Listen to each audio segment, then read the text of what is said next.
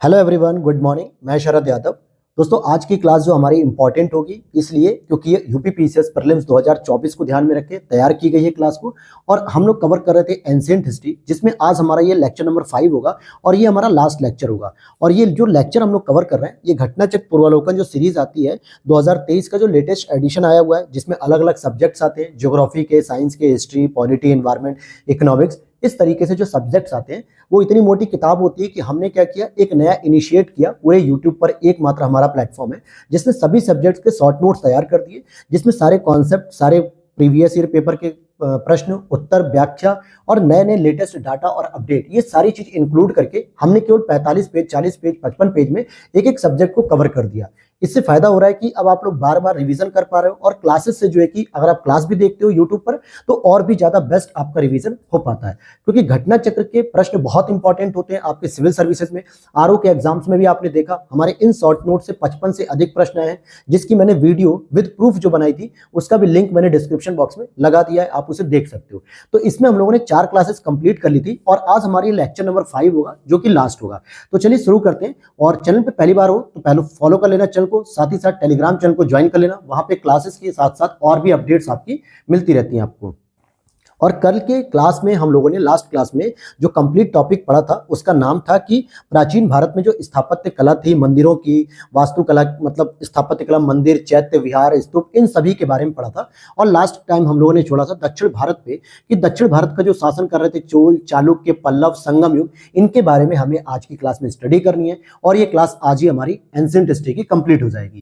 इसके साथ आप प्लेलिस्ट में जाके देख सकते हो अदर सब्जेक्ट्स के भी हम लोगों ने शॉर्ट नोट्स पूरी कंप्लीट करा दिए हैं। केवल बचते हैं आपके फिजिक्स के, मेडिवल हिस्ट्री और केमिस्ट्री। तो इसको भी हम लोग फरवरी से पहले कंप्लीट करा देंगे। जैसे लास्ट के जो 15 दिन बचेंगे आपको एग्जाम्स के लिए, वो बहुत ही इंपॉर्टेंट रहेंगे और वहां पर आपको पूरा फ्री माइंड से आपको रिवीजन करना है।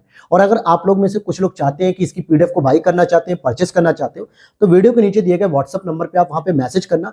आपको एंशिएंट हिस्ट्री के साथ साथ सभी सब्जेक्ट्स की वहां पे इंफॉर्मेशन मिल जाएगी। सभी सब्जेक्ट्स के आपको शॉर्ट नोट्स मिल जाएंगे, विद करंट अफेयर्स के भी शॉर्ट नोट्स मिलेंगे। तो आप उसे फॉलो कर सकते हो पेमेंट प्रोसेस को, और वहां से आप पीडीएफ ले सकते हो।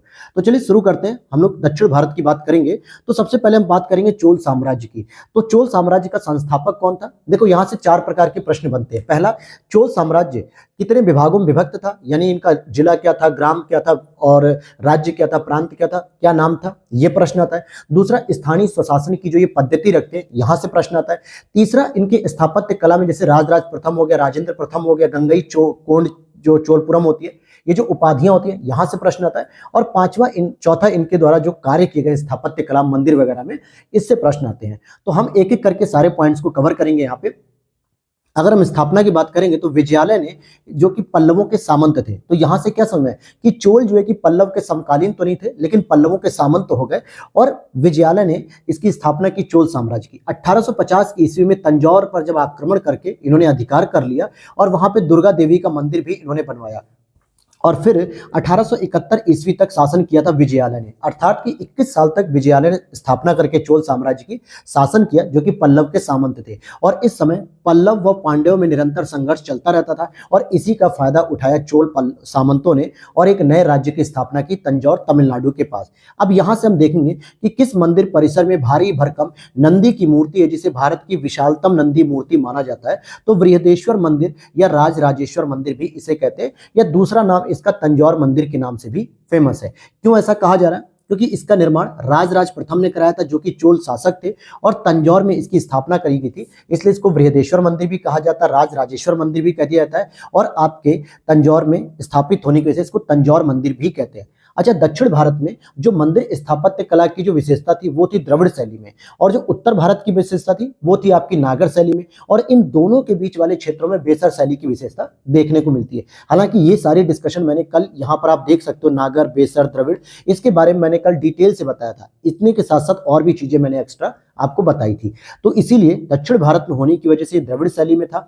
और प्रवेश पर क्या होता था, 2 द्वारपालों की मूर्ति भी रहती थी, जो कि मंदिरों के बहिर्भाग में नंदी की एक एकात्मक विशाल मूर्ति भी देखने को मिलती है।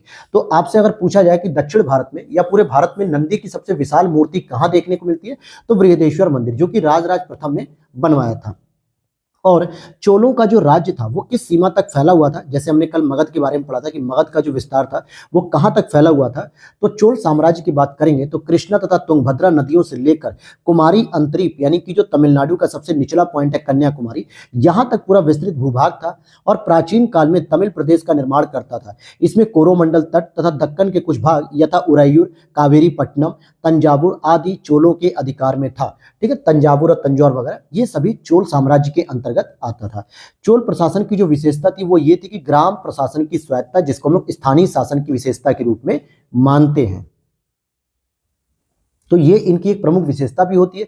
जैसे पूछा जाता है कि अंग्रेजों के किस गवर्नर जनरल ने या किस वायसराय ने भारत में स्थानीय स्वशासन का विकास किया, तो हमारे सामने नाम आता है लॉर्ड रिपन का। लेकिन अगर पूछा जाए कि भारत के प्राचीन ऐतिहासिक काल में कौन सा ऐसा राजवंश था या कौन सा ऐसा शासन काल था जिसके माध्यम से ग्राम स्तर पे या स्थानीय स्तर पे जो है कि स्थानीय शासन की शुरुआत होती है, तो चोल प्रशासन की देखने को मिलती है। चोल प्रशासन में चोलों के अधीन ग्राम प्रशासन में ग्राम सभा की कार्यकारिणी समितियों की कार्यप्रणाली का विस्तृत विवरण दिया गया है और हम उत्तर मेरूर से के लेखों के माध्यम से इसे प्राप्त कर सकते हैं। यानी कि जो उत्तर मेरूर एक अभिलेख है उसके द्वारा पता चलता है कि चोल शासन में ग्राम सभा जो है कि कार्य करती थी, अर्थात ग्राम स्तर पे ग्राम सभा इंपॉर्टेंट थी। वहीं प्रत्येक ग्राम में अपनी एक सभा होती थी जो प्रायः केंद्रीय नियंत्रण से मुक्त होकर स्वतंत्र रूप से काम करती थी। ग्राम शासन, केंद्रीय नियंत्रण का मतलब हो गया कि जो चोल राजा हुआ करते थे, जो चोल शासन होता था, उनसे जो है कि मुक्त रहते थे वो लोग और आराम से अपनी गांव के हिसाब से जो भी व्यवस्थाएं करनी थी वो सारी व्यवस्था करते थे। उसके लिए जो धन की जरूरत पड़ती थी वो केंद्र सरकार से अर्थात कि राजाओं से मांग लेते थे और राजा उन्हें देते भी थे, जैसे आज की व्यवस्था देखने को मिलती है।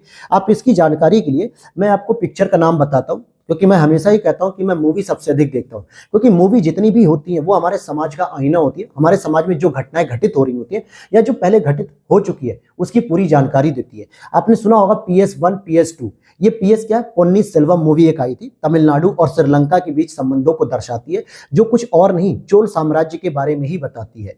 किसके बारे में? चोल साम्राज्य के बारे में, जिसमें दीपिका पादुकोण भी हीरोइन के तौर पे है। तो आप उस मूवी को देखना, पोन्नी सेल्वम प्रथम और पोन्नी सेल्वम द्वितीय। हालांकि ये चोल शासक ही रहे, लेकिन यहां से आपको चोल साम्राज्य की पूरी जानकारी, एक पिक्चर क्लियर हो जाएगी आपको माइंड मैप में मूवी के माध्यम से। तो जरूर देखिएगा उस मूवी को। चोलकालीन गांवों की गतिविधियों की देखरेख एक कार्यकारिणी समिति करती थी जिसे वारियम कहते थे। अब यहाँ पे देखना कि जितने भी गांवों की जो गतिविधि होती थी वो वारियम नाम की एक समिति करती थी। क्या नाम था उसका? वारियम। उद्यान प्रशासन का कार्य देखने वाली जो समिति थी उसको टोट्टा वारियम कहते थे। क्या कहते थे? टोट्टा वारियम। और जबकि संवत्सर वारियम की बात करेंगे तो संवत्सर वारियम ये एक वार्षिक समिति होती थी, एरी वारियम ये तालाब समिति होती थी, पोन वारियम स्वर्ण समिति होती थी और टोट्ट वारियम उद्यान प्रशासन देखती थी। चोलों ने पांड्य तथा चेर शासकों को पराजित कर प्रायद्वीपीय भारत पर प्रारंभिक मध्यकालीन समय में अपना प्रभुत्व स्थापित किया। ये प्रारंभिक वर्ड यूज किया गया और मध्यकालीन क्यों किया जा रहा है? क्योंकि आपको पता है कि 712 ईस्वी में भारत में एक विदेशी आक्रमणकारी जो था अरब से आया हुआ था, मोहम्मद बिन कासिम, उसने भारत पर स्थापना कर दी। मतलब कि एक तरीके से मुस्लिम शासन की स्थापना शुरू की। फिर उसके बाद मोहम्मद गौरी, मोहम्मद गजनी, ये सभी लोग आते हैं और धीरे धीरे कुतुबुद्दीन ऐबक वगैरह, ये सब मध्यकालीन भारत का इतिहास शुरू हो जाता है। लेकिन उसके आरंभिक दौर में लगभग 9वीं शताब्दी के आसपास, 900 ईस्वी के आसपास, आपको चोलों का साम्राज्य दक्षिण भारत में देखने को मिलेगा और इन्होंने एक बहुत बड़ा साम्राज्य क्रिएट किया दक्षिण भारत में। समझ में आया आपको? और चोलों के समकालीन कौन होंगे? पांड्य और चेर। ये मत समझना कि पल्लव समकालीन नहीं थे, क्योंकि ये तो पल्लव के सामंत थे। पल्लव जब समाप्त हो रहे थे तब जो है कि चोलों का उदय हो रहा था। तो इस चीज को क्लियर रखना कि चोल के जो समकालीन रहेंगे, जो शासक रहेंगे, जिनसे युद्ध करेंगे, वो चेर और पांड्य रहेंगे। चोलों ने दक्षिण पूर्व एशिया के शैलेंद्र साम्राज्य के विरुद्ध सैन्य चढ़ाई की तथा कुछ क्षेत्रों को जीता। ये शैलेंद्र साम्राज्य वही आपके कंबोडिया वगैरह के जो क्षेत्रों में देखने को मिलता था। चोल कलाकारों ने तक्षण कला में भी सफलता प्राप्त की थी और उन्होंने पत्थर तथा धातु की बहुसंख्यक मूर्तियों का भी निर्माण किया। पाषाण मूर्तियों से भी अधिक धातु मूर्तियां का निर्माण किया, यानी कि पाषाण युग से भी ज्यादा इन्होंने, पाषाण मतलब पत्थर की मूर्ति की अपेक्षा इन्होंने कांस्य मूर्तियों का ज्यादातर प्रयोग किया है। सर्वाधिक सुंदर मूर्तियां नटराज यानी शिव भगवान की मूर्तियां हैं चतुर्भुज के रूप में। और मैंने आपको बताया भी था स्टडी करते समय या करंट अफेयर्स में भी कि जो दिल्ली में आपका भारत मंडपम का उद्घाटन किया गया प्रगति मैदान के पास, जो कि G20 के समय, उसके बाहर बहुत बड़ी एक नटराज की मूर्ति लगी हुई है। वो मूर्ति चोलकालीन नटराज मूर्ति से प्रेरित है। कहने का मतलब वही जो बनाई गई थी तांबे की यानी कांस्य मूर्ति के रूप में, उसी के रूप में जो है कि ढाला गया है वहां पर। तो दिल्ली अगर आप कभी गए हो या आसपास रहते हो दिल्ली के, तो उस चीज को जरूर जाके एक बार आंखों से देखिएगा, तो आपको चीजें और याद हो जाएंगी। चोल शासकों के समय बनी हुई प्रतिमाओं में सबसे अधिक विख्यात जो प्रतिमा है वो नटराज शिव की, जो कि कांसे की प्रतिमा है, और इसी को आधार बना के मोदी जी के द्वारा या भाजपा सरकार के द्वारा दिल्ली में भारत मंडपम के बाहर बहुत बड़ी जो है कि नटराज शिव की मूर्ति लगाई गई। शिव के दक्षिणामूर्ति प्रतिमा उन्हें गुरु यानी शिक्षक के रूप में प्रदर्शित करती है, जो दक्षिण की ओर मुख किए हुए प्रतिमा स्थापित है। नटराज नृत्य भगवान की जो मूर्ति है उसके कुछ अर्थ भी निकलते हैं, तो जरा उन अर्थों के बारे में पढ़ते हैं। जैसे जब नृत्य करते हुए चारों हाथों वाले शिव प्रतिनिधित्व होते हैं किसके, जो ऊपरी दाएं हाथ होते हैं उसमें डमरू होता है, यानी ये माना जाता है कि जो ध्वनि का सृजन हुआ, यानी कि जो ध्वनि सबसे पहले निकली, ध्वनि की उत्पत्ति डमरू से हुई है, भगवान शिव के डमरू से हुई है। वहीं जो ऊपर की ओर बाएं हाथ कर रखा है उससे अग्नि जो उनके हाथ में है, तो ये माना जाता है कि अग्नि बुरे कर्मों और विनाशकों का विनाश करती है, अर्थात राक्षसों का, कुलीन व्यक्ति मतलब जो गलत व्यक्ति होते हैं उनका विनाश करती है। वहीं दूसरा जो दाहिना हाथ है वो अभय मुद्रा में है, अर्थात कि कहीं ना कहीं वो अभय मुद्रा के रूप में एक आशीर्वाद दे रहे हैं पूरी दुनिया को, और बायां हाथ उठे हुए बाएं पैर की ओर इशारा करता है कि मोक्ष मार्ग का जो प्रतीक है वो अपने से बड़े लोगों की सेवा करने में है, गुरुओं की सेवा करने में है। और इसे अर्धनारीश्वर के रूप में दाहिने कान में पुरुष का कुंडल पहना है इन्होंने, बाएं कान में महिला का कुंडल पहने हुए प्रदर्शित किया गया, अर्थात आधा वो शिव के रूप में है और आधा पार्वती के रूप में है, और इन्हीं के संयोग से जो है कि पूरी पृथ्वी की उत्पत्ति होती है, ऐसा ये माना जाता है। तो अर्धनारीश्वर का स्वरूप भी किसमें दिखता है, महाराज मतलब कि नटराज मूर्ति में, जिसमें हमारे भोलेनाथ शिव हैं और दूसरी तरफ उनकी पत्नी है पार्वती।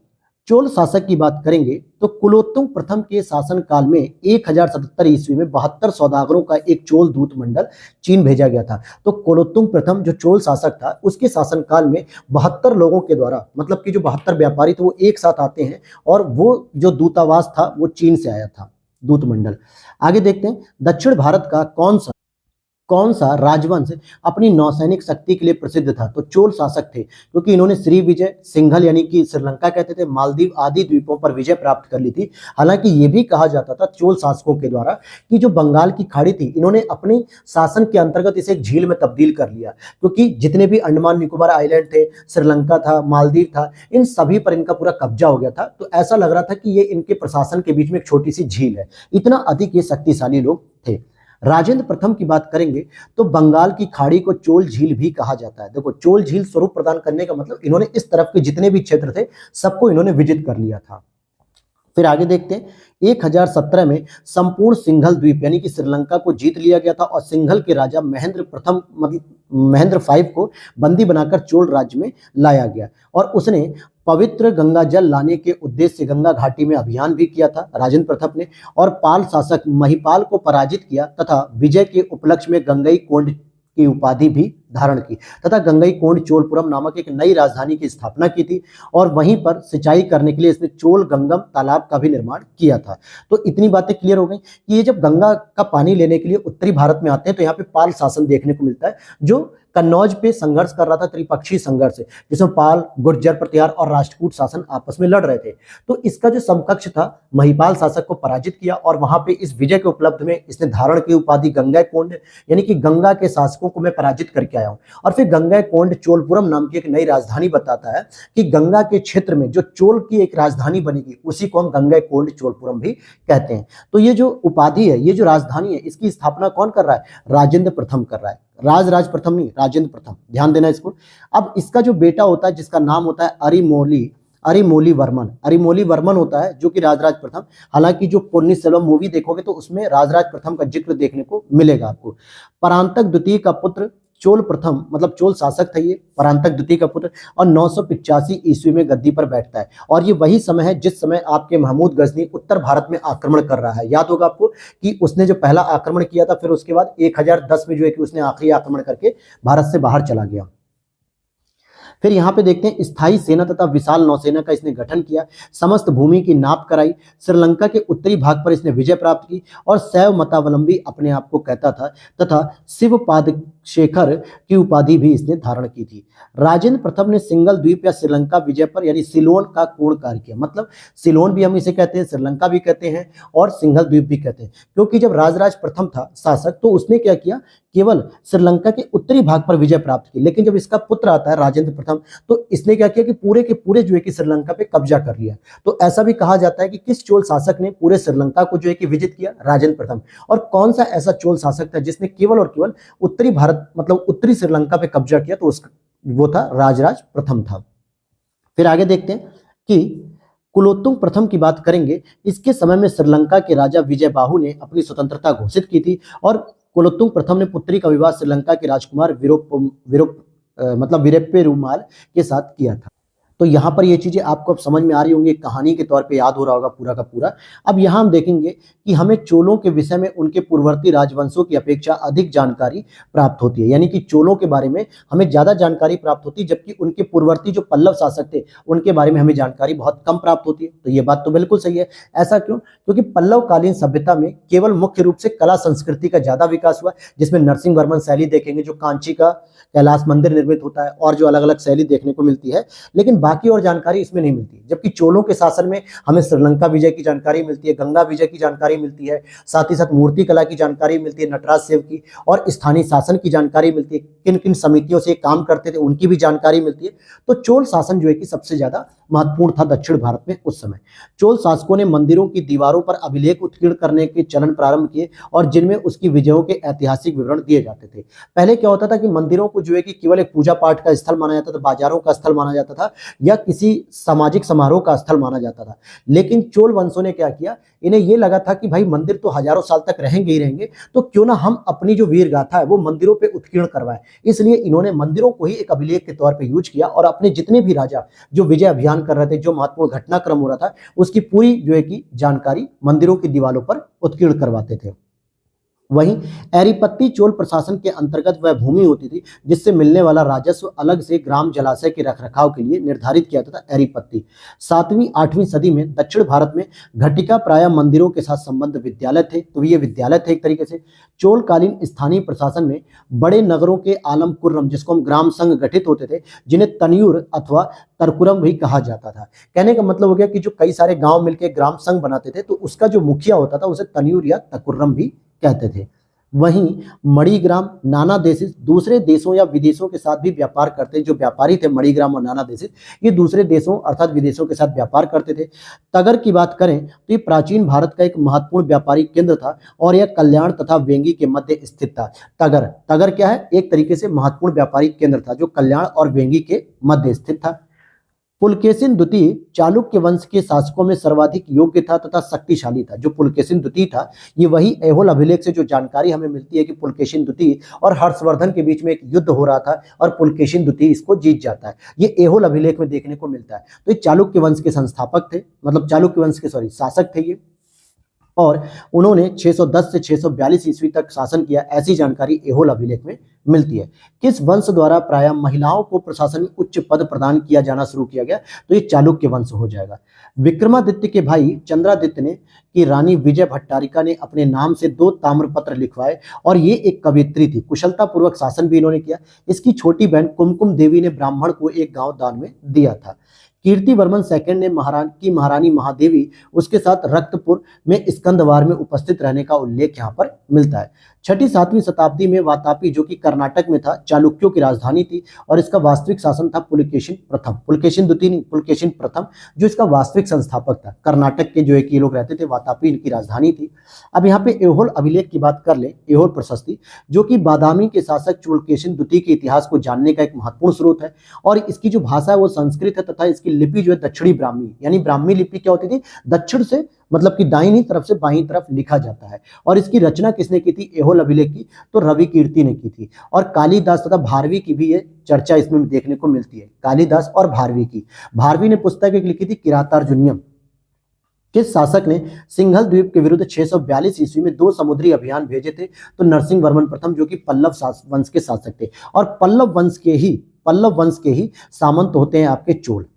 अच्छा, यवन प्रिय किस वस्तु को कहते हैं? तो काली मिर्च को, क्योंकि जो यवन शासक थे उनको ये जो है कि बहुत पसंद रहती थी। इससे क्या करते थे वो? सामान्यतः काली मिर्च के पाउडर से अपने कच्चे मांस को लेकर लंबे समय तक प्रिजर्व करते थे। जैसे आज हम लोग फ्रिज का प्रयोग करते हैं किसी भी कच्चे पदार्थ को सुरक्षित रखने के लिए, लेकिन उसी तरीके से काली मिर्च के पाउडर का भी प्रयोग किया जाता था कच्चे मांस को सुरक्षित रखने के लिए। हल्बी भाषा की बात करें तो छत्तीसगढ़, ओडिशा एवं आंध्रा आदि भूभागों में बोली जाने वाली भाषा थी, जो कि इंडो आर्यन भाषा परिवार का हिस्सा होती थी। तोल्काप्पियम की बात करेंगे तो इसके प्रणयनकर्ता तोल्काप्पियर ऋषि अगस्त्य के 12 योग्य शिष्यों में से एक थे और एक तमिल व्याकरण ग्रंथ रचना है जो कि सूत्र शैली में लिखी गई है। यानी सूत्र शैली मतलब डायलॉग फॉर्म में लिखी गई है और ये तोल्काप्पियर के द्वारा तोल्काप्पियम लिखी गई है। शिल्पाधिकारम की बात करेंगे क्योंकि ये कई बार यहां से पूछा जाता है, ये जो प्रश्न है आपका मैचिंग करने के लिए संगम साहित्य का एक महत्वपूर्ण ग्रंथ माना जाता है। तो शिल्पाधिकारम जो लिखी गई है पुस्तक, ये इलांगो आदिगल ने लिखी है। तिरुकुरल किसने लिखी है, तो ये दर्शन की बात करते हैं। तोल्काप्पियम व्याकरण से संबंधित है। शिल्पाधिकारम एक प्रेम कथा है और मणि मैखले एक बड़ी कथा है। अब आ जाओ, इनके बारे में और जानकारी अगर हमें मिलेगी तो उस पर हम चर्चा कर लेंगे।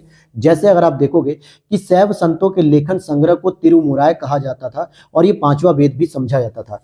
तमिल भाषा में शिव की स्तुति की जाती थी। इसमें 6ठी से 11वीं शताब्दी तमिलनाडु के विभिन्न कवियों द्वारा गीतों या भजनों का 12 खंड में संकलन किया गया। वेदों और शैव आगमों के साथ तिरुमुराय तमिलनाडु में शैव सिद्धांत का आधार भी बना। इसी तरीके से प्राचीन दक्षिण भारत में संगम साहित्य के बारे में वर्ण का सामाजिक वर्गीकरण संगम कवियों को ज्ञात था। यानी कि ये माना जाता था कि जो सामाजिक वर्गीकरण था ब्राह्मण क्षत्रिय वैश्य शूद्र, इसकी जानकारी हमें संगम साहित्य से भी मिलती है। अच्छा, अरिकामेडु की बात कर लेते हैं। जैसे हमने ताम्रलिप्ति की बात की थी, बहुत ही इंपॉर्टेंट जो है कि बंदरगाह था, ये पूर्वी तट अर्थात कि पश्चिम बंगाल में था। उसी तरीके से अरिकामेडु की बात करें तो ये भी भारत के पूर्वी तट पर स्थित था और पेरिप्लस में इसे पोडुकू भी कहा गया। पेरिप्लस ऑफ द एरिथ्रियन सी एक पुस्तक है जिसमें इसको पोडुकू कहा गया। यहां ईसा की प्रारंभिक शताब्दी में रोमन बस्ती की अवस्थिति मानी जाती है।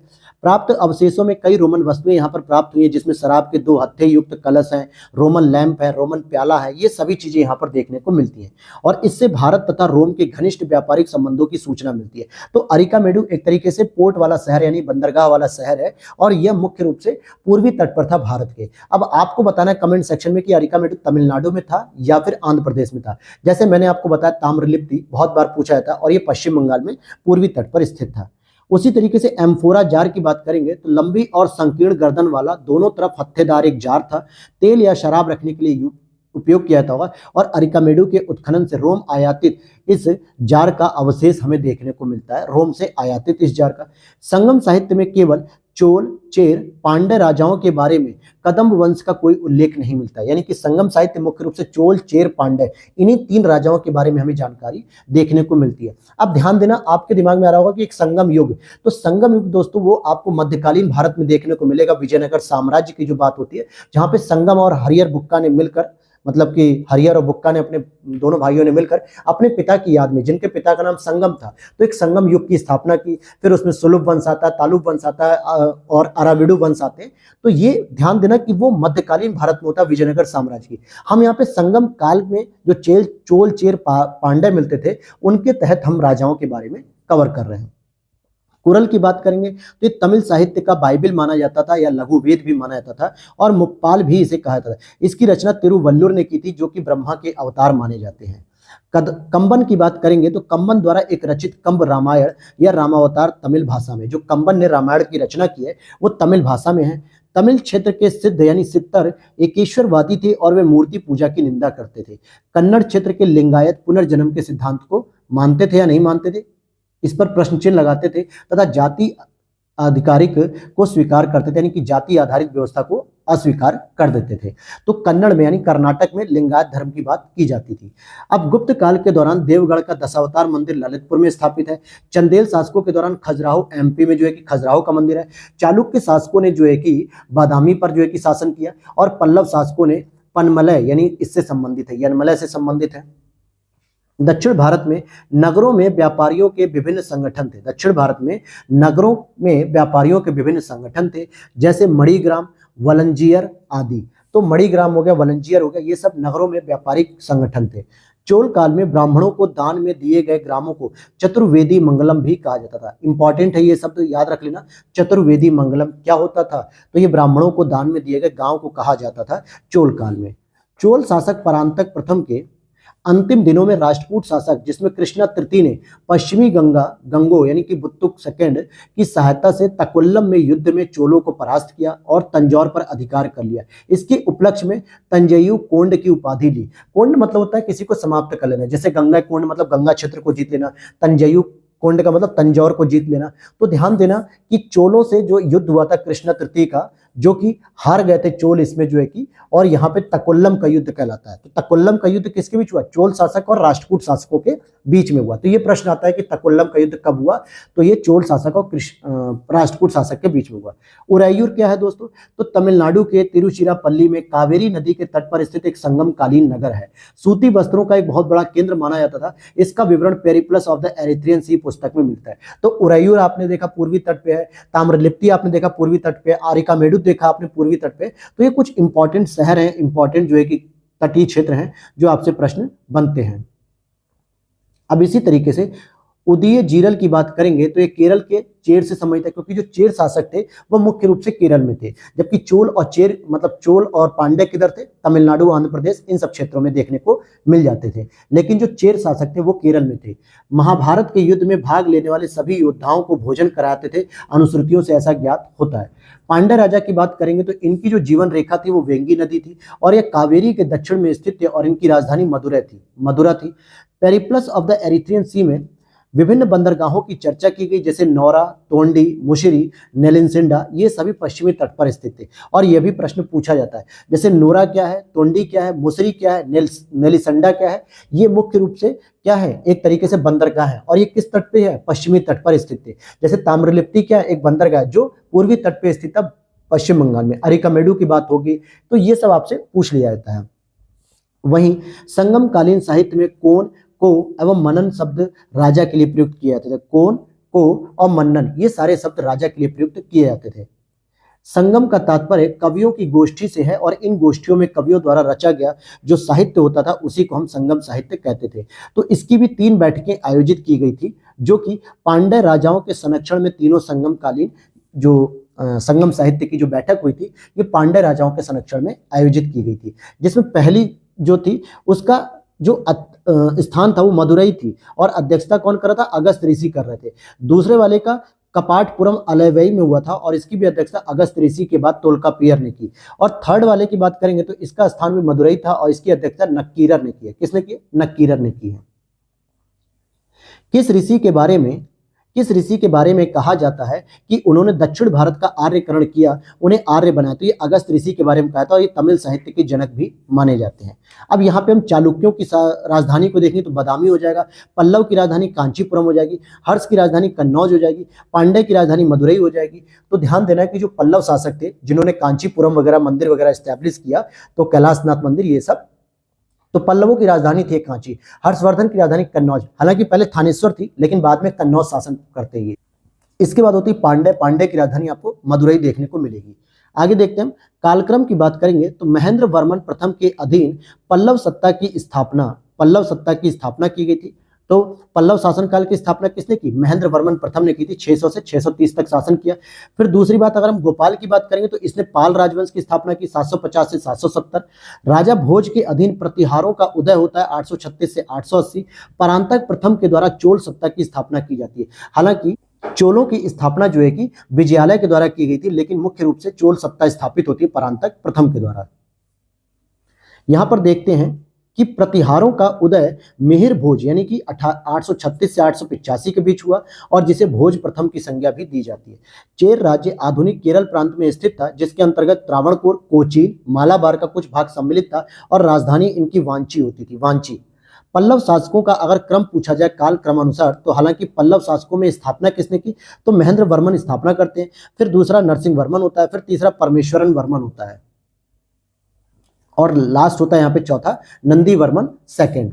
अब यहाँ पे हम बात करेंगे कि मातवाली नामक चीनी यात्री ने चालुक्यों के शासन काल में चीन तथा भारत के संबंधों का विवरण दिया है। चालुक्य शासन कुमारपाल ने अपने राज्य में पशुवध पर प्रतिबंध लगा दिया, और जैन मतानुयायी उसने पशुओं के प्रति क्रूरता को रोकने के लिए काशी क्षेत्र में भी अपने मंत्रियों को भेजा था, क्योंकि जैन मतानुयायी था, जैन धर्म को ज्यादा मानता था कुमारपाल। कदम्ब राजाओं की जो राजधानी थी वो वनवासी थी, और स्थापना मयूर शर्मन ने की थी। उसका राज्य पुलकेशिन द्वितीय ने अपने राज्य में मिला लिया था कदम्ब युद्ध में। कौन सा एक काकतीय राजवंश में अति महत्वपूर्ण समुद्र पत्तन था? तो ये हो जाएगा आपका मोटुपल्ली, जो कि आंध्रा के इटली यात्री मार्को पोलो ने कृष्णा जिले में इसका दौरा किया था। पांड्य वंश के राजा ने रोम राज्य में एक दूत भेजा था 26 बीसी में। रोम साम्राज्य के साथ भारत के व्यापार का आरंभ संगम काल में चेर राज्य के साथ आरंभ हुआ। अरिकमेडु से कई रोमन वस्तुएं प्राप्त होती हैं। तो यहाँ ध्यान देना कि जो रोम साम्राज्य है इसके साथ भारत का व्यापार चेर शासन काल में देखने को मिलता है, केरल में जो चेर शासन था। मीनाक्षी मंदिर जो है वो आपके मदुरई में स्थित है। मीनाक्षी मंदिर कहाँ पे? मदुरई या मदुरा कह सकते हो। वेंकटेश्वर मंदिर आपका तिरुमाल में है। महाकाल मंदिर आपका उज्जैन में है। बेलूर मठ आपका हावड़ा पश्चिम बंगाल में है। और इसी बेलूर मठ में रामकृष्ण मिशन की स्थापना 1897 में विवेकानंद जी के द्वारा की गई थी। तो हावड़ा यानी पश्चिम बंगाल में बेलूर मठ के अंतर्गत आपको रामकृष्ण परमहंस की स्थापना देखने को मिलती है। दक्षिण में मंदिरों के आकर्षक द्वार को हम लोग गोपुरम कहते थे। जो बड़े बड़े जो गोपुरम होते थे वो मंदिरों के द्वार कहलाते थे। तो यहाँ पे हमने देख लिया कुछ लगभग 50 से 52 पॉइंट में कि चोल, चेर और पांड्य के बारे में जो इंपॉर्टेंट जानकारी थी संगम युग से। लेकिन अब हम पूरे के पूरे प्राचीन काल की अगर हम बात करें, चाहे आप सैंधव सभ्यता से शुरू कर लो, ऋग्वैदिक सभ्यता से शुरू कर लो या महाजनपद काल से शुरू कर लो, तो यहां से लेके पूरे के पूरे चोल काल तक जो पूरा एंशिएंट हिस्ट्री का पार्ट रहता है, इसमें जो महत्वपूर्ण साहित्य हैं और उनके रचनाकार हैं इनको हम लोग पढ़ेंगे, क्योंकि ये प्रश्न भी कई बार मैचिंग करने के लिए आते हैं। ठीक है, तो अब हम लोग शुरू करेंगे अपने प्राचीन साहित्य और उनके साहित्यकार। तो चलिए शुरू करते हैं। अब हम लोग देखते हैं प्राचीन साहित्य और साहित्यकार। देखिए ये हमारा लेक्चर नंबर 5 है और ये हमारा आखिरी लेक्चर है दोस्तों। ठीक है, और अगर आप लोगों को वीडियो अच्छी लग रही है तो प्लीज लाइक कर देना और चैनल पे पहली बार हो तो चैनल को फॉलो कर लीजिएगा, ताकि आप लोगों को भी यहाँ पर सारी अपडेट्स मिलती रहे यूपी पीसीएस के लिए। और सबसे एक अलग इनिशिएट मैं चलाता हूँ हमेशा। इस बार मैंने एक इनिशिएट चलाया, एटलस का मैपिंग करा रहा हूँ। अब आप कहोगे सर एटलस की मैपिंग तो सभी कर रहे हैं, लेकिन जो लोग भी करा रहे हैं वो केवल डिजिटल प्रोडक्शन पे करा रहे हैं, जबकि मैंने क्या किया, पार्टिकुलर एटलस मैपिंग में ही कराया है। ठीक है, उस मैपिंग में ही पूरी की पूरी एटलस बुक को कवर करा रहा हूं, ताकि आप लोगों को समझ में आए कि कैसे हमें बुक को कवर करना होता है। जैसे अगर आप देखोगे, अब हम टॉपिक पे आते हैं, हेरोडोटस की बात करेंगे, जो कि एक यूनानी व्यक्ति था। इसने 5वीं शताब्दी ईसा पूर्व यानी कि 5वीं शताब्दी ईसा पूर्व को इसको इतिहास का पिता माना जाता है। और इसने एक पुस्तक लिखी थी हिस्टोरिका, जिसमें भारत और फ्रांस संबंधों पर चर्चा की गई।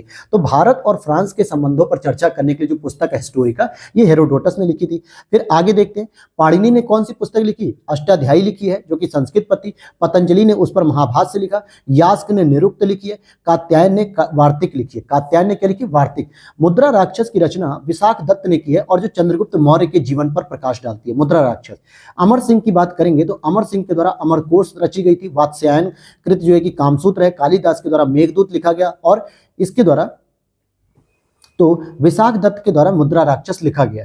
तो इसमें आप देख पा रहे होगे कि अमर सिंह ने अमरकोश लिखी, वात्स्यायन ने कामसूत्र लिखी, कालिदास ने मेघदूत लिखी, और यहाँ पे ये छूट गया है, विशाख दत्त ने मुद्रा राक्षस लिखी। और ये चारों ही रचनाएं गुप्तकालीन हैं, क्योंकि चंद्रगुप्त द्वितीय के दरबार में ही अमरकोश भी थे, वात्स्यायन भी थे, कालिदास भी थे, और उन्हीं के द्वारा ये पुस्तकें लिखी गई। जबकि मुद्रा राक्षस विशाख दत्त ने लिखी, जिसमें चंद्रगुप्त मौर्य के बारे में पूरी जानकारी मिलती है। अच्छा, 10 कुमार चरितम जो पुस्तक है ये दंडिन ने लिखी है। सूरदास ने क्या लिखी? सूर सागर लिखी, सूर सारावली लिखी और साहित्य लहरी लिखी है। जबकि तुलसीदास ने रामचरितमानस, विनय पत्रिका और कवितावली लिखी। तो सूरदास और तुलसीदास को लेकर अक्सर कंफ्यूजन हो जाता लोगों में। तो सूरदास ने सूर सागर, सूर सारावली और साहित्य लहरी लिखी, जबकि तुलसीदास ने रामचरितमानस, विनय पत्रिका और कवितावली लिखी। जबकि 10 कुमार चरित किसने लिखी? दंडिन ने लिखी है। और भवभूति नामक व्यक्ति ने उत्तर रामचरितम लिखा है, मतलब रामचरितमानस के बाद लिखा उत्तर रामचरितम। और कुमार दास ने जानकी हरणम लिखा है, मतलब जो माता सीता, जिनको जानकी माता भी कहा जाता है, इनका जब हरण किया गया रावण के द्वारा, तो उस पर इसकी चर्चा लिखी गई कुमार दास के द्वारा। कुमार संभव जो कि एक महाकाव्य है, और ये कालिदास के द्वारा लिखा गया। कालिदास के 3 प्रमुख नाटक भी है, जैसे मालविकाग्निमित्रम है, अभिज्ञान शकुंतलम है और विक्रमोर्वशीयम है। तो मालविकाग्निमित्रम की बात करेंगे तो इसमें जो है कि अग्निमित्र और मालविका, इन दोनों की प्रेम कहानी लिखी जाती है। और अभिज्ञान शकुंतलम में क्या होता है? भरत की माता पिता की कहानी लिखी जाती है, मतलब भरत की और शकुंतला की। और जबकि विक्रमोर्वशीयम में भी प्रेम कथा लिखी जाती है। तो ये कालिदास के नाटक है। भारतीय शास्त्रीय संगीत का बाइबल ग्रंथ नाट्य शास्त्र को माना जाता है, यानी कि शास्त्रीय जो संगीत के बारे में हम बात करेंगे, ये नाट्य शास्त्र के द्वारा शुरू किया जाता है। वात्स्यायन ने क्या लिखा है? कामसूत्र। कल्हड़ ने राज तरंगिणी लिखी थी, जो कि कश्मीर के इतिहास पर संबंधित है। और यहीं पर आपको एक राज तरंगिणी सेकंड पार्ट देखने को मिलता है, जो जोनराज के द्वारा लिखी जाती है। जैसे ये क्या है? ये तो आपकी राज तरंगिणी है फर्स्ट, और जो राज तरंगिणी सेकंड पार्ट आता है उसे लिखा जाता है जोनराज के द्वारा, जो जैनुल आब्दीन नाम का शासक था मध्यकालीन भारत में, कश्मीर का, उसके लेखक मतलब जो थे दरबारी कवि उसने लिखा था। और वाकपति की बात करेंगे तो इन्होंने गौड़वाहो लिखे जो कि प्राकृत भाषा में थी, कन्नौज के शासक यशोवर्मन के चरित्र का ये वर्णन करती है। भारवी ने किरातार्जुनीयम नाम का एक महाकाव्य लिखा और यह कथा वस्तु महाभारत से ली गई है। हर्षवर्धन ने नागानंद लिखा था। राजशेखर ने कर्पूर मंजरी लिखी है। नैषधीय चरित ये और शिशुपाल वध ये माघ द्वारा रचित की गई है, मतलब माघ द्वारा, और ये दोनों ही पुस्तक उसने लिखी है। फिर आगे देखते हैं विशाख दत्त। ध्यान देना कि विशाख दत्त के द्वारा एक देवी चंद्रगुप्तम लिखी गई है। हालांकि जो है कि मुद्रा राक्षस भी विशाख दत्त ने ही लिखी है, लेकिन देवी चंद्रगुप्तम भी विशाख दत्त ने ही लिखी है। वराहमिहिर की बात करेंगे तो ये खगोल विज्ञान से संबंधित है और जिसकी रचना किसने की है दोस्तों, मतलब वराहमिहिर तो खुद एक लेखक थे। वराहमिहिर ने बृहत जातक पंच सिद्धांतिका और बृहत संहिता जो कि यूनानी ज्योतिर्विद्या से संबंधित है, पंच सिद्धांतिका, तो ये सब प्रमुख पुस्तकें लिखी हैं। और एक और प्रमुख पुस्तक लिखी जिसका नाम है लीलावती जो कि गणित पर पुस्तक है। चरक एक चिकित्सक थे और ब्रह्मगुप्त की बात करेंगे तो एक गणितज्ञ थे। फिर यहां पर देखते हैं कादंबरी की रचना बाणभट्ट ने की है। सुबंधु इन्होंने वासवदत्ता की रचना की और भास ने स्वप्नवास दत्ता की रचना की है, और जबकि बाणभट्ट ने कादंबरी पुस्तक को लिखा। पाली ग्रंथ मिलिंद पन्नों में बौद्ध भिक्षु नागसेन और यवन शासक मिनांडर के बीच का संवाद है, इसलिए इसको मिलिंद पन्नों कहा जाता है। परिशिष्ट पर्वन जो कि लेखक इसके हेमचंद्र हैं और त्रिसृष्टि लक्षण महापुराण लेखक चामुंड राय हैं। जैन धर्म से संबंधित पुस्तकें, जबकि नेत्ति पकरण तथा अवदान शतक ये बौद्ध ग्रंथ है। तो अवदान शतक हो गया, नेत्ति प्रकरण हो गया, ये दोनों बौद्ध ग्रंथ है, जबकि परिशिष्ट पर्वन और त्रिसृष्टि लक्षण ये जैन ग्रंथ से संबंधित है, जैन धर्म से संबंधित है। फिर यहाँ पे वह धार्मिक पुस्तक जिसमें कृषि कर्म की 8 विभिन्न अवस्थाओं का वर्णन मिलता है तो मिलिंद पन्नों में मिलता है। राज तरंगड़ी के लेखक जो है कि कल्हड़ थे और इसके शासक कौन थे इस समय, जयसिंह थे, जो कि कश्मीर के शासक थे 1128 में। कुल 8 तरंगे थी और लगभग 7826 श्लोक भी इसमें है। वहीं कश्मीर के शासक जैनुल आब्दीन के द्वारा संरक्षित 2 विद्वान जिसमें जोन राज आते हैं और उनके शिष्य श्रीवर आते हैं, इन्होंने कल्हड़ की राज तरंगड़ी का आगे का विस्तार लिखा, जिसे मैं अभी आपको बता रहा था। राज तरंगड़ी का पार्ट 2 रहता है वो। अश्वघोष की जो रचना है वो बुद्ध चरित है, सौंदरानंद है और सारीपुत्र प्रकरण है। तो अश्वघोष ने क्या लिखा, बुद्ध चरित लिखा है, सौंदरानंद लिखा है और सारीपुत्र प्रकरण लिखा है। हर्षवर्धन को संस्कृत के 3 नाटक रचयिता होते हैं, जैसे प्रियदर्शिका, रत्नावली और नागानंद, ये तीनों ही रचनाएं हर्षवर्धन के द्वारा लिखी गई थी। बृहत संहिता गुप्त काल में वराहमिहिर के द्वारा लिखी गई थी, जो कि संस्कृत में रचित एक विश्वकोश है, यानी कि डिक्शनरी के तौर पे है। और इन्होंने ललित विस्तार जो कि एक गणित पे है, लीलावती पुस्तक, उसको भी लिखा था। फिर यहां पर देखते हैं भवभूति, हस्तिमल और क्षेमेश्वर ये सभी प्रसिद्ध नाटककार हैं। भवभूति ने महावीर चरित, मालती माधव और उत्तर रामचरित की रचना की है। अश्वघोष की तुलना मिल्टन, गैटे, कांट और वॉल्टेयर से की जाती है। अब यहाँ पर आप देखोगे गुप्त वंश के जो प्रमुख प्रतापी शासक थे जिनका नाम था चंद्रगुप्त द्वितीय, जिन्होंने एक उपाधि भी धारण की थी विक्रमादित्य की, ठीक है, देवगुप्त भी इनको कहा जाता था। इनके दरबार में 9 रत्न रहते थे, जिसमें कालिदास थे, धन्वंतरी थे, वराहमिहिर थे, अमर सिंह थे, शंकु, छपड़क, बरुरुचि, बैताल भट्ट, घटपर्कर। अब कालिदास की हमने रचना पढ़ ली, धन्वंतरी की पढ़ी, वराहमिहिर का पढ़ा और अमर सिंह का अमरकोश पढ़ा। तो ये जो प्रमुख चंद्रगुप्त के दरबार में रहने वाले नवरत्न थे, तो इनका नाम याद रख लेना है। हालांकि बिल्हड़ ने एक पुस्तक लिखी थी विक्रमांक देवचरित और मेरुतुंग ने लिखी थी प्रबंध चिंतामणि। मेरुतुंग ने क्या लिखी, प्रबंध चिंतामणि लिखी। परमार राजवंश के इतिहास पर प्रकाश डालने वाला जो स्रोत कौन सा है, वो पद्मगुप्त का नवसाहंक चरित और मेरुतुंग की प्रबंध चिंतामणि उदयपुर प्रशस्ति। तो अगर आपको देखना हो कि परमार राजवंश में कौन कौन शासक थे, क्या उनकी कार्यप्रणाली थी, कैसे उनकी अर्थव्यवस्था थी, तो इस पर अगर आपको विकास करना है, चर्चा करनी है, तो आपको सबसे पहले पद्मगुप्त का नवसाहंक चरित देखना पड़ेगा, मेरुतुंग की प्रबंध चिंतामणि देखनी पड़ेगी और उदयपुर प्रशस्ति को देखना पड़ेगा। कर्पूर मंजरी की रचना गुर्जर प्रतिहारों के दरबारी कवि राजशेखर ने की थी, जो गुर्जर प्रतिहार के बारे में जानकारी देते हैं। चारुदत्त की रचना भास ने की थी। आगे देखते हैं गीत गोविंद के रचयिता जयदेव बंगाल के अंतिम सेन शासक लक्ष्मण सेन के आश्रित महाकवि थे और ये 12वीं शताब्दी में इसकी रचना होती है, और जो कि गीति काव्य जिसमें 12 सर्ग होते हैं। तो गीत गोविंद की रचना किसने की, जयदेव ने की है। अब यहाँ पे अष्टांग संग्रह की बात करेंगे तो ये आयुर्विज्ञान से संबंधित पुस्तक है। 10 रूपक की बात करेंगे तो नाट्य कला से संबंधित है। लीलावती की बात करेंगे तो गणित से संबंधित है, और महाभाष्य की बात करेंगे तो ये व्याकरण से संबंधित है। जो कि मैंने अभी आपको बताया कि पतंजलि ने महाभाष्य से लिखा, लीलावती को वराहमिहिर ने लिखा था। तो ये सारी चीजें आपको बार बार मैं रिपीट करा रहा हूं और इसीलिए आप लोग याद रखते रहना। तुम्हारा अधिकार कर्म है पर फल प्राप्ति नहीं। तो यह किसने कहा, यह किसमें वर्णित है, ये गीता में कहा गया है। जो यहाँ है वह अन्यत्री है, अन्यत्र भी है, और जो यहाँ नहीं है वह कहीं भी नहीं है। यह महाभारत का कॉन्सेप्ट है कि जो आपको यहाँ दिख रहा है इसका मतलब वो केवल यही नहीं है, वो और भी जगह होगा, और जो आपको यहाँ भी नहीं दिख रहा है इसका मतलब वो कहीं भी नहीं होगा। प्राचीन भारत का वह ग्रंथ जिसका 15 भारतीय एवं 40 विदेशी भाषाओं में अनुवाद किया गया। सबसे फेमस है दोस्तों ये पंचतंत्र, जो कि विष्णु शर्मा के द्वारा रचित की गई थी, मुख्य रूप से संस्कृत भाषा में। हालांकि इसको 15 भारतीय भाषाओं में भी, मध्यकालीन भाषा में भी, यानी मध्यकालीन समय में, आधुनिक युग में भी इसको अनुवाद किया गया, और विदेशी भाषाओं में भी। मुगल काल में इसे फारसी अनुवाद किया गया और आयर ए दानिश के नाम से इसको रखा गया है, जो कि अबुल फजल के द्वारा लिखी गई। अब यहाँ पे कुछ लेखक है और ग्रंथ है, जैसे सर्ववर्मा ने आपका कांतंत्र लिखा है, शूद्रक ने मृच्छकटिकम लिखी है, किवानेश्वर ने मिताक्षरा लिखी है, और कल्हड़ ने राजतरंगड़ी ली है। ये यहाँ पर दोस्तों विज्ञानेश्वर होगा, ठीक है, ये थोड़ा सा देख लेना, ये हो सकता है लिखने में जल्दीबाजी में गलत हो गया, विज्ञानेश्वर, क्योंकि विज्ञानेश्वर ही मिताक्षरा लिखते हैं, ठीक है, किवानेश्वर नहीं। 12वीं सदी के या 12वीं शताब्दी के जो गणितज्ञ थे भास्कर द्वितीय ने बीज गणित के क्षेत्र में विशेष योगदान दिया और प्रसिद्ध पुस्तकें लिखी, जैसे सिद्धांत शिरोमणि लिखी। इस पे 4 भाग थे, जैसे लीलावती हो गया, बीज गणित हो गया, ग्रह गणिता हो गया, और गोलाध्याय हो गया। तो ध्यान देना, लीलावती भास्कर की हो गई।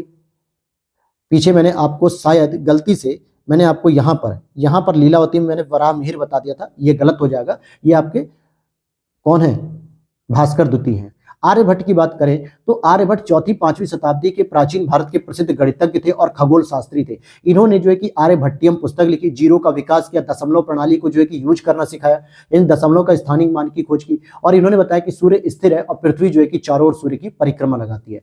मत्तविलास या मत्तविलास प्रहसन नाम का एक संस्कृत नाटक है, जिसको पल्लव के शासक महेंद्र वर्मन प्रथम के द्वारा लिखा गया, और यह धार्मिक आडंबर थे उन पे एक कटाक्ष करता है। तो मत्तविलास प्रहसन, ये पुस्तक महेंद्र वर्मन पल्लव शासक के द्वारा लिखी जाती है। नेक्स्ट है, महानदी का पौराणिक नाम क्या था, नीलोत्पला था, और ये वायु पुराण में जानकारी मिलती है।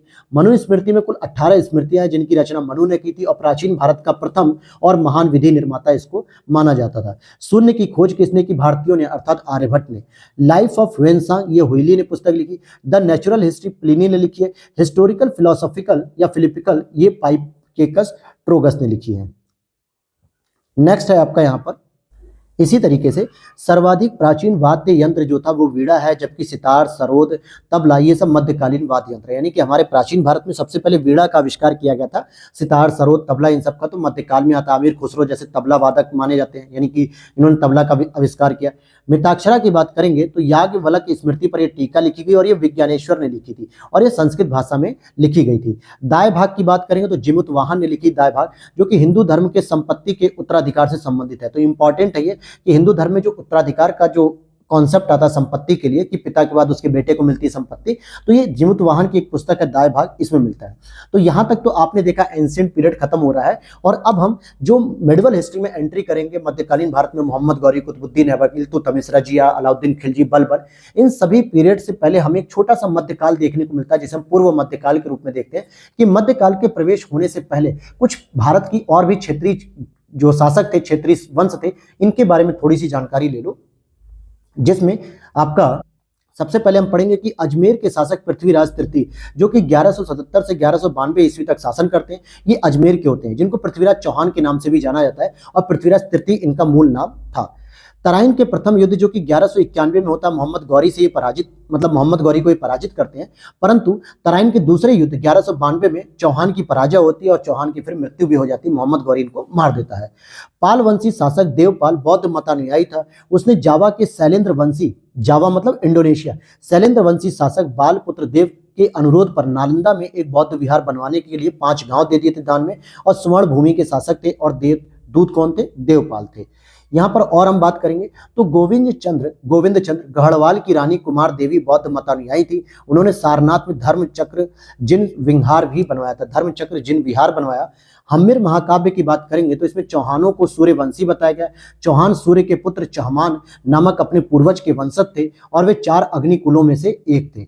आल्हा उदल की बात करेंगे, जो अक्सर आप यूपी स्पेशल में पढ़ते हो, इनके बारे में भी आप स्टोरी समझ लो। ये भी एक बहुत ही प्रसिद्ध कहानी है कि महोबा से संबंधित है। यूपी का जो सबसे कम जनसंख्या वाला जिला महोबा, उससे संबंधित है। और ये चंदेल शासक परमर्दी देव, यानी कि जो परमर्दी देव के सेना नायक थे, जो 1182 में पृथ्वीराज चौहान के आक्रमण को डट कर सामना किया और वीर गति को प्राप्त हुए।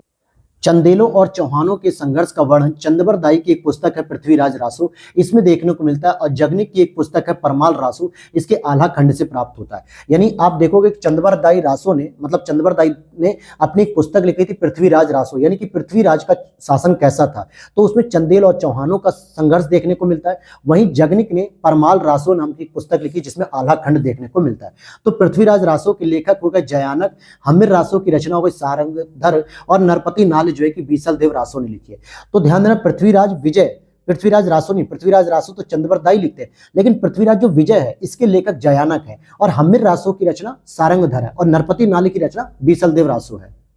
फिर यहां पर आगे देख लेते हैं हम लोग कि 8वीं शताब्दी में दिल्ली का यानी दिल्ली शहर की स्थापना तोमर वंश के द्वारा की गई, जो आज वर्तमान में हम लोग केंद्र शासन देखते हैं दिल्ली में, जहां पे हमारी राजधानी है। इसकी स्थापना दिल्ली के नाम से तोमर वंश के लोगों ने की थी। इसीलिए आपको दिल्ली और उसके आसपास के जो हरियाणा बेल्ट के लोग हैं, जाट बेल्ट के लोग हैं, जो गुर्जर बेल्ट के लोग हैं, जिसमें आपका बागपत, गाजियाबाद, मेरठ, ये सब क्षेत्र, तो यहाँ पे तोमर सबसे अधिक देखने को मिलेंगे, क्योंकि इनका ये शासन क्षेत्र ही यही था जहां पे इन्होंने दिल्ली नाम की स्थापना की थी। और तोमर वंश के जो अनंगपाल ने, पृथ्वीराज रासो में अनंगपाल को दिल्ली का संस्थापक बताया गया।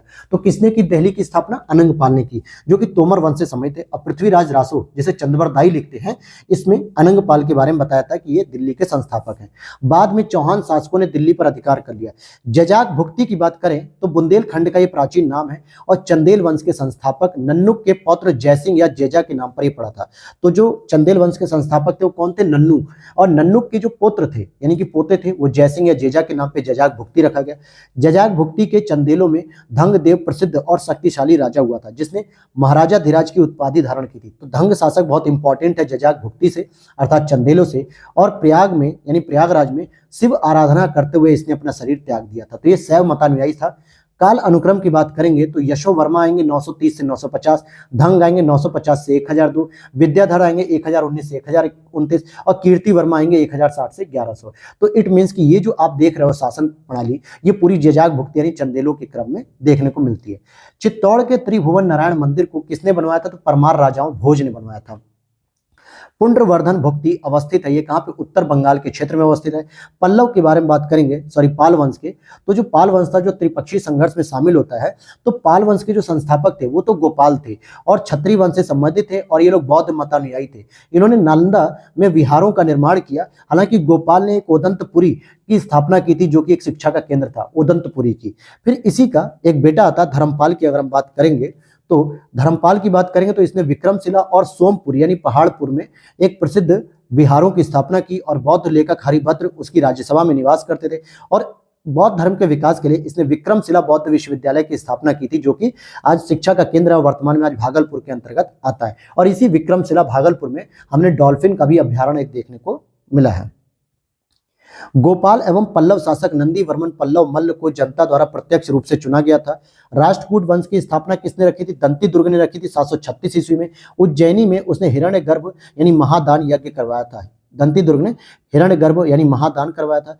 कौन अपने पिता के अभियानों के क्रम में सैनिक छावनी में पैदा हुआ था? तो अमोघ वर्ष, क्योंकि गोविंद तृतीय जो है कि जब सैनिक अभियान में थे तो उसी समय उनका पिता, मतलब वो पिता बनते हैं और उनका बेटा अमोघ वर्ष पैदा होता है नर्मदा नदी के तट के आसपास। और ये राष्ट्रकूट वंश से संबंधित थे, और श्री भावन नामक स्थान पर सैनिक छावनी थी। मिहिर भोज की बात करेंगे तो प्रतिहार नरेश थे, गुर्जर प्रतिहार जिनको कहते थे। इनका कार्यकाल 836 से 885 था। वैष्णव धर्म के अनुयायी थे। आदिवरा की इन्होंने उपाधि धारण की थी, और प्रभास की भी इन्होंने उपाधि धारण की थी। अब यहाँ पे कुछ काल अनुक्रम अगर हम पढ़ते हैं तो आप देखोगे काल अनुक्रम में कि वत्सराज मिलेंगे देखने को, नागभट्ट द्वितीय मिलेंगे, महेंद्र वर्मन प्रथम, मतलब महेंद्र प्रथम और महिपाल देखने को मिलेंगे। इसके पश्चात आप देखोगे कि गुर्जर प्रतिहार वंश के संस्थापक कौन थे? नागभट्ट प्रथम थे। तो देखो, राष्ट्रकूट की स्थापना दंती दुर्ग ने की, पाल वंशों की स्थापना गोपाल ने की, और गुर्जर प्रतिहार वंशों की स्थापना नागभट्ट प्रथम ने की, क्योंकि ये तीनों ही कन्नौज में त्रिपक्षीय संघर्ष में जो है कि युद्ध लड़ रहे होते हैं। जैन विद्वान हेमचंद्र सूरी ने सोलंकी वंश के जयसिंह सिद्धराज के समय प्रमुखता प्राप्त की, और तथापि वे उसके उत्तराधिकारी कुमारपाल के सलाहकार के रूप में अलंकृत हुए। लक्ष्मण सेन जो कि सेन वंश के थे, सेन वंश के शासक थे, और 28 वर्षों तक इन्होंने शासन किया। लक्ष्मण संवत का भी प्रारंभ किया था। हालांकि ये जो सेन वंश था ये आपके पश्चिम बंगाल से संबंधित था। फिर यहां पर हम देखेंगे विज्ञानेश्वर की बात करेंगे। ध्यान देना कि विज्ञानेश्वर हो गए जिन्होंने मिताक्षरा लिखी थी, हेमाद्री हो गए और जिमुतवाहन ने क्या लिखी थी, एक पुस्तक लिखी थी दाय भाग। तो ये मध्यकालीन भारत के प्रसिद्ध विधिवेत्ता थे, कानून जानने वाले थे। जिमुतवाहन ने दाय भाग की रचना की, विज्ञानेश्वर ने मिताक्षरा की रचना की, और हेमाद्री की बात करेंगे तो आयुर्वेद ग्रंथ अष्टांग हृदय पर टीका लिखी, और चतुर्वर्ग चिंतामणि पुस्तक भी इन्होंने लिखी थी। 13वीं शताब्दी में कर्नाटक के विद्वान के रूप में प्रसिद्ध हुए थे। राजशेखर की बात करें तो महिपाल और महेंद्रपाल के दरबार में कर्पूर मंजरी इन्होंने लिखी थी, और काव्य मीमांसा लिखी, भुवन कोश लिखा, हर विलास जैसे ग्रंथों की इसने रचना की थी राजशेखर ने। अब यहाँ पे देखेंगे तो प्रतिहार जो थे वो कन्नौज से संबंधित थे, क्योंकि लास्ट में गुज्जर प्रतिहार जीतते हैं। चोल जो थे तंजौर में थे। परमार की बात करेंगे धारा में थे। सोलंकी की बात करेंगे अन्हिलवाड़ में थे, और इसके संस्थापक कौन थे, सोलंकी के मूलराज प्रथम थे। तो ध्यान देना कि प्रतिहारों ने अपनी राजधानी कन्नौज को बनाया। जो त्रिपक्षीय संघर्ष था उसमें गुज्जर प्रतिहार अंतिम रूप से विजयी हो जाते हैं, राष्ट्रकूट भी हार जाते हैं, पल्लव भी हार जाते हैं। चोलों ने अपनी राजधानी तंजौर बनाई, परमार ने अपनी राजधानी धारा बनाई, और सोलंकियों ने अपनी राजधानी अन्हिलवाड़ बनाई। सोलंकी के संस्थापक मूलराज प्रथम थे, परमार के संस्थापक सियक द्वितीय थे। गुर्जर प्रतिहार के संस्थापक जो थे वो कौन थे, अभी मैंने आपको बताया था, नागभट्ट प्रथम थे, और चोलों के संस्थापक कौन थे, विजयालय थे। अब यहां पे हम देखते हैं नन्नुक की बात करेंगे तो नन्नुक हो गए, नन्नुक प्लस जयशक्ति, ये सभी चंदेल के नागभट्ट द्वितीय गुर्जर प्रतिहार वंश के शासक भोज परमार होते हैं। यानी ये पूछा जा रहा है, जैसे नन्नुक होगा, जयशक्ति, ये सभी जो है कि ठीक है, और चंदेल वंश से संबंधित हैं। वहीं नागभट्ट द्वितीय गुज्जर प्रतिहार वंश के शासक हैं। भोज की बात करेंगे तो परमार वंश के संस्थापक हैं, और नन्नुक जो है कि चंदेल वंश के संस्थापक भी कहलाते हैं। ग्वालियर अभिलेख की बात करेंगे तो मलेच्छ शासक की विशाल सेना को नष्ट किया, और इस प्रकार नागभट्ट ने अरबों के आक्रमण से पश्चिम भारत की रक्षा करनी शुरू कर दी थी। महोदय की बात करेंगे अर्थात कन्नौज की, तो कन्नौज को प्राचीन भारत में महोदय या महोदय श्री नाम से जाना जाता था। 8वीं सदी की 3 बड़ी शक्तियों जिसमें पाल, गुर्जर, प्रतिहार तथा राष्ट्रकूट के बीच त्रिकोणीय संघर्ष हुआ। हालांकि अंतिम सफलता प्रतिहारों को मिलती है, इसलिए अभी हमने ऊपर पढ़ा कि प्रतिहारों की राजधानी क्या बनती है, कन्नौज बनती है। गोविंद तृतीय ने गुर्जर प्रतिहार शासक नागभट्ट द्वितीय को पराजित किया, और इसका उल्लेख संजय तथा राधनपुर ताम्रपत्र में भी देखने को मिलता है। इससे पहले राष्ट्रकूट शासक ध्रुव ने वत्सराज गुर्जर प्रतिहार को पराजित किया था। हालांकि गुर्जर प्रतिहार के बहुत सारे शासक जो है कि पराजित होते जा रहे थे, लेकिन फिर भी फाइनली वो लोग आखिर में जीत जाते हैं। अब यहां पर देख लेते हैं पूर्व मध्यकालीन कुछ यूपी के शहर हैं, उनके वर्तमान की अवस्थिति की बात करेंगे तो जैसे कोल की बात करें या कोयल की बात करें तो वर्तमान में अलीगढ़ में आता है। महोत्सव नगर ये आपका महोबा हो गया, महोदय श्री आपके कन्नौज हो गए, और जजाक भुक्ति ये आपका बुंदेलखंड हो गया, अर्थात चंदेलों ने यहाँ पे स्थापना की थी। चालुक्य शासक जयसिंह जो कि गुजरात से संबंधित है, चालुक्य शासक जयसिंह सिद्धराज एक धर्म सहिष्णु शासक ने खंभात में कुछ मस्जिदों हेतु 1 लाख बालोम यानी मुद्राओं को दान दिया था। मोहम्मद औफी के अनुसार ऐसा बताया था। राजा भोज ने शासन किया धारा पर, परमार वंश से शासक थे ये, और परमार वंशी शासक भोज द्वारा कृत्रिम वैज्ञानिक उपकरणों पर लिखी गई पुस्तक युक्ति कल्पतरु तथा समरांग सूत्रधार इंपॉर्टेंट है। इसमें नाव बनाने की विधियों का उल्लेख देखने को मिलता है, युक्ति कल्पतरु। तो आपने देख लिया कि कन्नौज पे कौन जीतता है, फिर अल्टीमेटली गुर्जर प्रतिहार शासक। फिर यहां पर देखते हैं भोज की जो अन्य रचनाएं, जो परमार शासक भोज है उनकी अन्य रचनाएं जैसे सरस्वती हो गई, कंठाभरण हो गई, सिद्धांत संग्रह हो गया, योग सूत्र वृत्ति हो गया, चारु चर्चा हो गई, चर्या, राज मार्तंड हो गया, और विद्या विनोद हो गया। तो ये इनकी इंपॉर्टेंट कुछ रचनाएं हैं। भोजशाला मंदिर की बात करेंगे तो ये एमपी के धार जिले में वाग्देवी सरस्वती के लिए समर्पित है, वाग्देवी या सरस्वती के लिए, और इसका निर्माण राजा भोज ने करवाया था। अब भोजशाला जो है कि कमाल मौला मस्जिद परिसर में स्थित है, और संस्कृत पाठशाला के रूप में भी इसको जाना जाता था। फिर यहाँ पर हम देखते हैं गांगे देव जो कि कलचुरी वंश के एक शक्तिशाली शासक थे, विक्रमादित्य की इन्होंने उपाधि ली थी। मध्यकाल में अर्घट्टा भूमि की सिंचाई के लिए प्रयुक्त किया जाना जलचक्र यानी वाटर व्हील था, यानी अर्घट या अर्घट्टा जो होता था मध्यकाल में भूमि की सिंचाई के लिए एक उपकरण के रूप में था ये। अकबर के समान धर्म सहिष्णु एवं सामाजिक कार्यों के लिए सुल्तान कौन जाना जाता था, जैनुल आब्दीन जाना जाता था, और इसको कश्मीर का अकबर भी कहा जाता था। श्री भट्ट और मंसूर बिन अहमद वैद्यों को संरक्षण इसने प्रदान किया, और जैनुल आब्दीन के समय में ही जोनराज जैसे प्रमुख लेखक ने कल्हड़ की राजतरंगड़ी पर सेकंड पार्ट लिखा था। और जैनुल आब्दीनों ने क्या किया, हिंदुओं पर लगने वाले जजिया कर को हटा दिया था। शाही खां के नाम से जाना जाता था। 1420 में सिंहासन पर बैठा और गौ हत्या को इसने निषिद्ध कर दिया, और महाभारत दशावतार राजतरंगड़ी का फारसी में अनुवाद भी कराया। तो महाभारत का भी कराया, दशावतार का भी कराया, और राजतरंगड़ी का भी कराया। हालांकि राजतरंगड़ी को जोन राज लिखते हैं इनके शासन में बैठ के।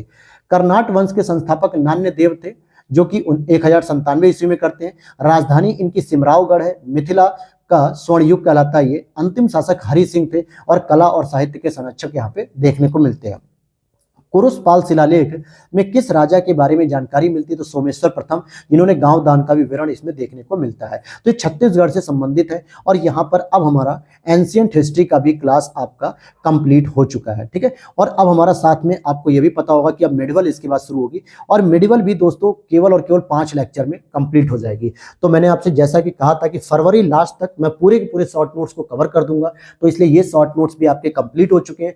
अब आपको केवल और केवल 15 दिन बैठ के इन सभी चीजों को रिवीजन करना है। जितना अधिक से अधिक रिवीजन करोगे उतना ही आपको फायदा मिलेगा और यहीं से सारे प्रश्न आपको देखने को मिलेंगे। मैं अभी भी कह रहा हूं मैक्सिमम प्रश्न आपको यहीं से देखने को मिलेंगे। आरओ एग्जाम में आप देख चुके हैं इसके ताकत को, घटना चक्र की, जो कि हमने शॉर्ट नोट्स तैयार किए तो और ये ताकतवर हो गई। क्यों? क्योंकि आपने कम पेजेस होने की वजह से बार बार रिवीजन किया और मैं कहता हूं कि यूपी पीसीएस में भी ये आपको फायदा देगी। और अगर आप इसकी पीडीएफ को बाई करना चाहते हो, परचेस करना चाहते हो, तो वीडियो के नीचे दिए गए व्हाट्सएप नंबर पे आप क्या करोगे, मैसेज करोगे, कॉल नहीं लगेगी, वहां पर मैसेज करोगे तो वहां पे जो हमारा स्टाफ है वो आपको सारी डिटेल दे देगा। हो सकता है 10-5 मिनट अगर डिले भी हो जाए तो आप वेट कर लिया करिए, क्योंकि वो भी कुछ ना कुछ काम में व्यस्त होते हैं।